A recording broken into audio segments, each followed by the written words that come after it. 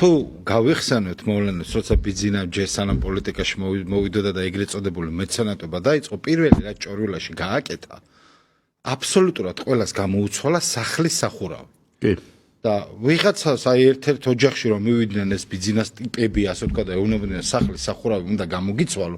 ახალ გაკეთებული მაქვს ეს სახლის სახურავი. აი მოდი სხვა რაღაცა გამომიცვალო. ხო ჩემთვის აკეთებ და სხვა არაო კატეგორიულად სახლის სახურავი და საბოლოო ჯამში რა აღმოჩნდა, იცი?